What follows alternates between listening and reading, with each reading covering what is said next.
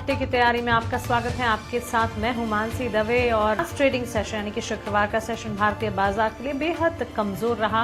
काफी हद तक ग्लोबल अनिश्चितताएं और साथ ही जो फैक्टर्स आते हुए ग्लोबल मार्केट से आते हुए दिखे वो सारे के सारे फैक्टर्स थे जो कि भारतीय बाजार को हावी बना रहे थे और खास तौर से कमजोर बना रहे थे। निफ्टी ने 2 हफ्तों के इंट्राडे लोज को टच किया।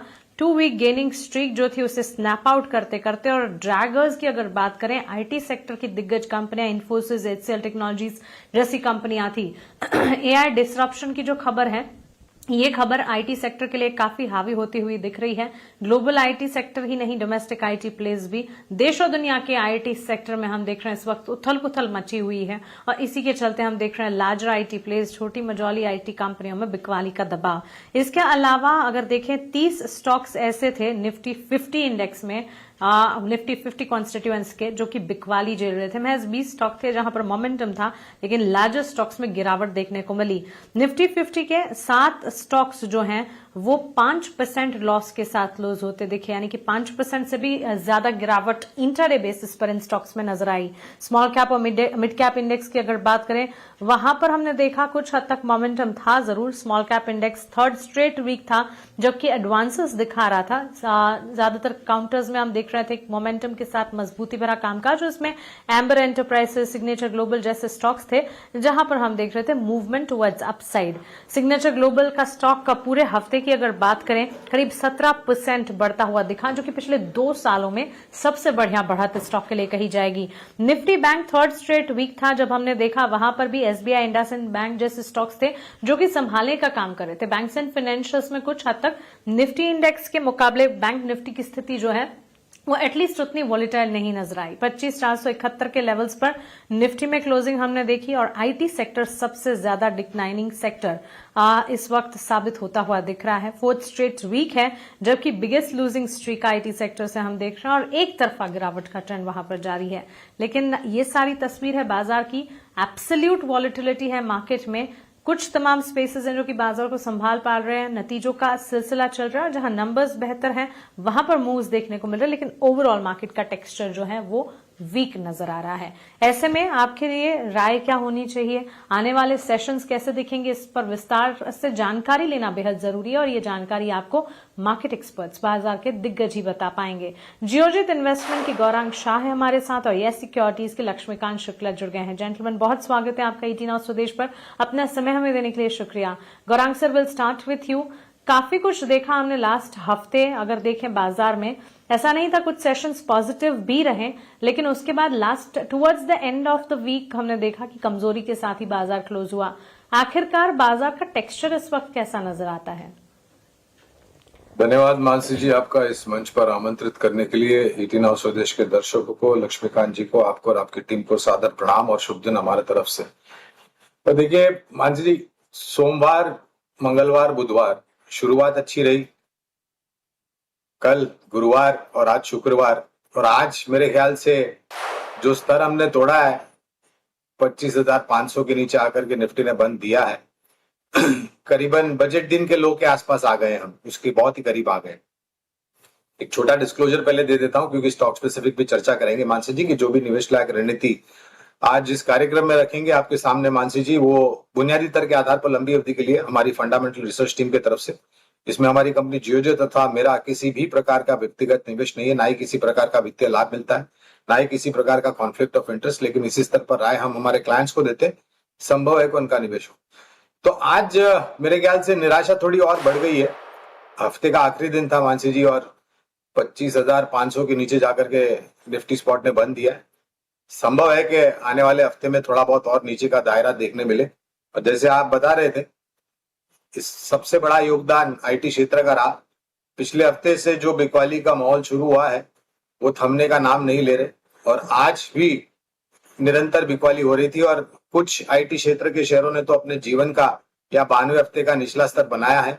आईटी इंडेक्स ने भी मेरे ख्याल से बहुत बड़ा योगदान दिया है नीचे जाने के लिए, और वेटेज थोड़ा बहुत ज्यादा होता है आईटी का निफ्टी के ऊपर, इसके कारण थोड़ा दबाव और बढ़ता रहा। हमें लग रहा है कि ये ज्यादा ओवर रिएक्शन हो गया मानसी जी आईटी क्षेत्र में। जो भी एंथ्रोपिक टूल को लेकर के या फिर जो भी घोषणाएं कल परसों हुई या पिछले हफ्ते हुई है, ओवर रिएक्शन थोड़ा बहुत लगता है, मूल्यांकन के स्तर पर आकर्षक लगता है अगर आपके पास नजरिया लंबी अवधि का है तो।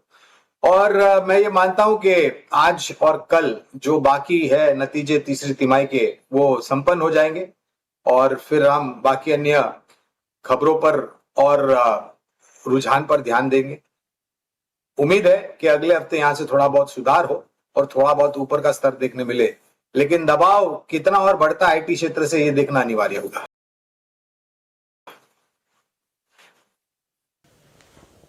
बिल्कुल बिल्कुल, थैंक्स सर। लक्ष्मीकांत जी रहेंगे।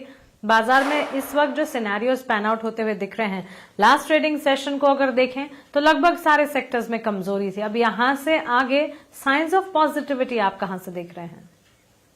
गुड आफ्टरनून मानसी जी, और हमारे को पैनलिस्ट गौरांग सर को भी हमारा प्रणाम। जिस तरीके से आज मार्केट ने गैप डाउन ओपनिंग दी है, वो यही दर्शाता है कि आने वाले समय में वीकनेस बढ़ सकता है। अगर मार्केट ने जल्दी रिकवरी 25,700 के ऊपर की क्लोजिंग नहीं दी तो मुझे लगता है कि यहाँ से गिरावट बढ़ सकती है। अब जो फिलहाल नेक्स्ट सपोर्ट आता हुआ दिखाई दे रहा है वो है 25,380 का। वहां पर इसके टू हमारे मार्केट के 200 डीएमए है, वो वहां पर स्थापित होते हुए दिखाई दे रहे हैं।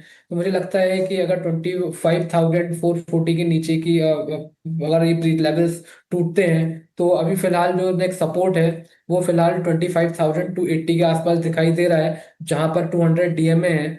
तो ये जो करेक्शन है आने वाले समय बढ़ सकता है, क्योंकि आरएसआई ने ऑलरेडी बेरिश क्रॉस ओवर दे दिया है और एमएससीडी अब एमएससीडी के जो हिस्टोग्राम है अब वो डिक्लाइन होते जा रहे हैं। तो यहाँ भी ये संकेत मिल रहे हैं कि आने वाले समय में करेक्शन बढ़ेगा, और अगर 25,280 के लेवल्स टूटते हैं तो हमें लगता है कि वहां से वीकनेस और नीचे की ओर बढ़ेगी। फिर जो नेक्स्ट लेवल है वो सीधा 25,000 के पास आ रहा है, और जब तक निफ्टी 25,700 के नीचे रहता है तब तक जो सेंटीमेंट है वो बेरिश ही रहेंगे।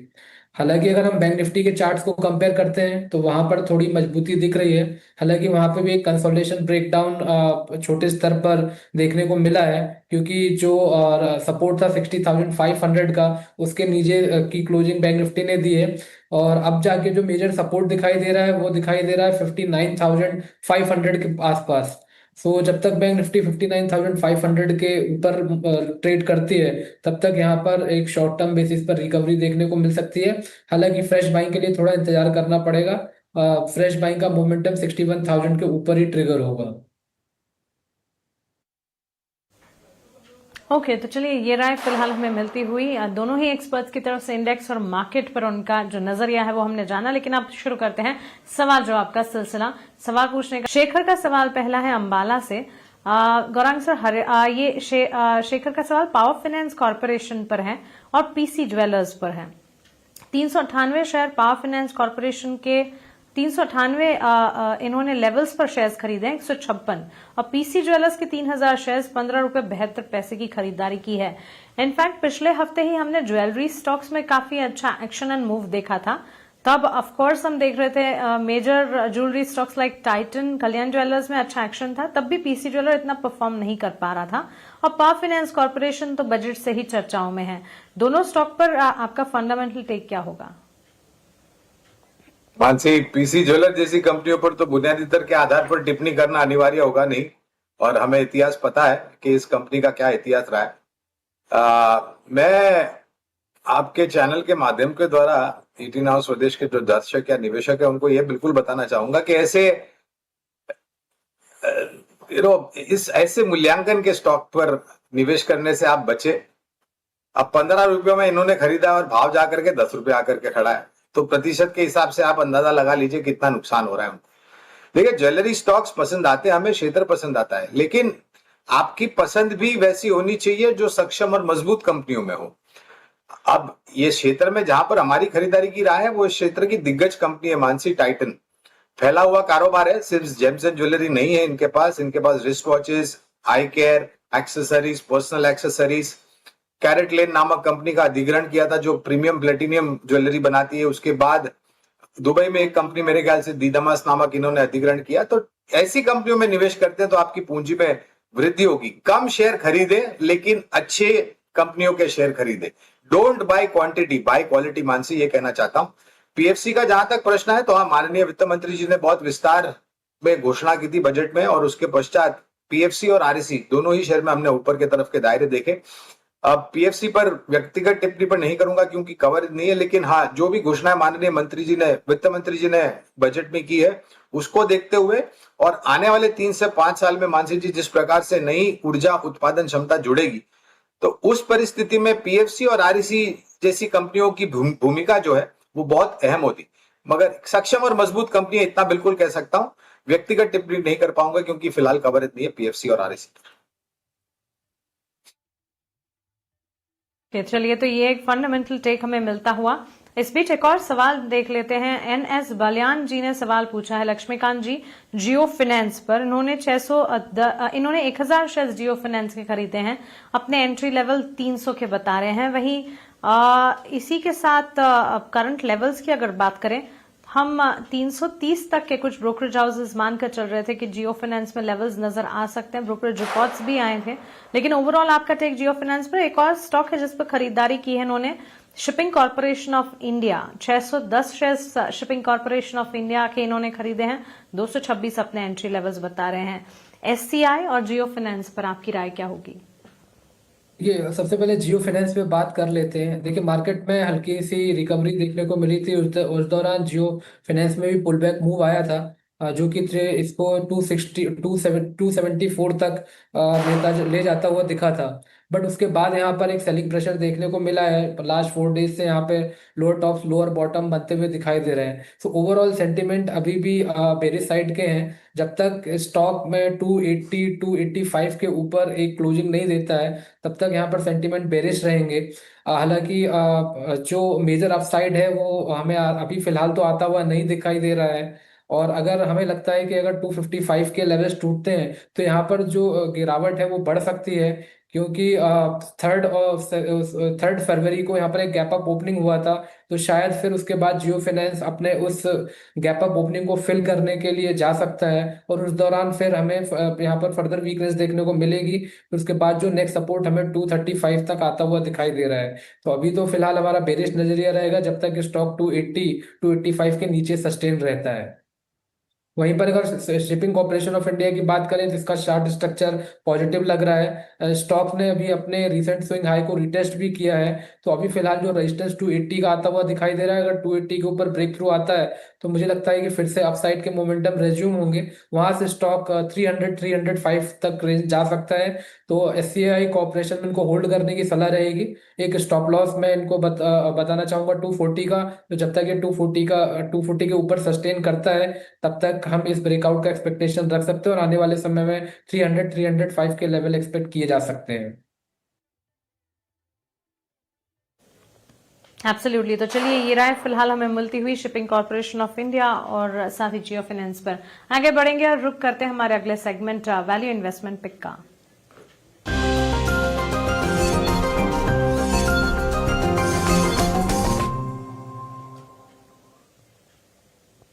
जी गौरंग सर, बताएं आपकी तरफ से आज के लिए वीआईपी शेयर्स कौन से होंगे? 2 विकल्प है मानसी जी, एक है वित्तीय क्षेत्र से सरकारी बैंक और दूसरा है ऊर्जा उत्पादन क्षेत्र से। दोनों ही विकल्प बुनियादी दर के आधार पर है, तो अनिवार्य है कि आपके पास समय सीमा लंबी रखे अगर आप निर्णय लेते हैं निवेश करने के लिए। तो पहला है, अभी जो आप बात कर रहे थे कार्यक्रम की शुरुआत में, कुछ चुनिंदा शेयर से जिन्होंने ऊपर की तरफ के रुझान दिखाए थे, मैं बात कर रहा हूँ स्टेट बैंक ऑफ इंडिया। बहुत ही शानदार नतीजे आए थे मेरे ख्याल से पिछले हफ्ते, और सभी मापदंड पर अगर आप देखने जाएं तो अनुमान से बेहतर आंकड़े थे। काफी लंबे समय से खरीदारी की राय रही है, और एक अनुमानित लक्ष्यांक 1650 का हम लेकर के चल रहे हैं, जहां पर रिस्क रिवॉर्ड काफी फेवरेबल लगता है हमें। इस तरह से शुरुआत करिए और गिरावट पर जुड़ते जाए। एक समय पर पूरी ताकत लगा करके निवेश करने की जरूरत नहीं है। बाजार में माहौल थोड़ा अनिश्चितता का है, तो उस अनिश्चितता में अगर नीचे की तरफ मिलता है तो और जुड़े। दूसरा विकल्प है ऊर्जा उत्पादन करने वाली कंपनी, निजी क्षेत्र की टाटा पावर। काफी समय से ये 325 और 360-65 के आसपास कामकाज करता है। जिस तरीके से योजना और मैनेजमेंट ने जिस तरीके से टिप्पणी करी है, आने वाले समय में विस्तार योजनाएं भी काफी करेगी ये कंपनी। 470 तक के अनुमानित लक्ष्यांक है लंबी अवधि के लिए। यहां पर भी इस तरह से शुरुआत करिए और गिरावट पर जुड़ते जाए। ओके, तो चलिए ये राय फिलहाल हमें मिलती हुई दो स्टॉक्स इस वक्त गौरांग जी की तरफ से, एसबीआई और साथ ही टाटा पावर। और यस, एसबीआई ने काफी बड़ा मार्केट कैप क्रॉस करना है उच्चतम स्तर पिछले हफ्ते में देखे हैं, making it one of the biggest banks, और काफी अच्छा प्रदर्शन भी। और अब गौरांग सर के भी फोकस रेडार पर। लक्ष्मीकांत जी, आपकी तरफ से वीआईपी शेयर्स क्या होंगे? जी, इंडिया विक्स की बढ़त को देखते हुए, निफ्टी में गैप डाउन ओपनिंग को देखते हुए जिस तरीके से गिरावट देखने को मिली है, तो हमारे पास इस बार एक ही विकल्प है जो है क्यूमेंस इंडिया। तो यहाँ पर हमें रिसेंटली फॉलिंग ट्रेंड लाइन का ब्रेक थ्रू देखने को मिला था, और अभी भी प्राइजेस उस फॉलिंग ट्रेंड लाइन ब्रेकआउट के ऊपर ही सस्टेन कर रहे हैं। सो एक रेजिलियंस इस स्टॉक ने शो किया है आज की गिरावट में। तो अगर एक शॉर्ट टर्म मोमेंटम बिल्डअप होता है मंडी के सेशंस में, तो यहाँ पर खरीदारी के मौके तलाशे जा सकते हैं। इसमें इसे हमें बाय करना है अराउंड 4400 रुपीज के आसपास। इसमें हमारा टारगेट रहेगा 4740 का, और बाय करते समय स्टॉप लॉस मेंटेन रखना है 4230 का। ओके, गौरांग जी और लक्ष्मीकांत जी, बहुत शुक्रिया आपका हमारे साथ जुड़ने के लिए और हमारे व्यूवर्स की अगले हफ्ते की तैयारी कराने के लिए, साथ ही बाजार पर आपकी राय हमारे बीच रखने के लिए। Thank you so much. Have a nice day and a great weekend to you. On that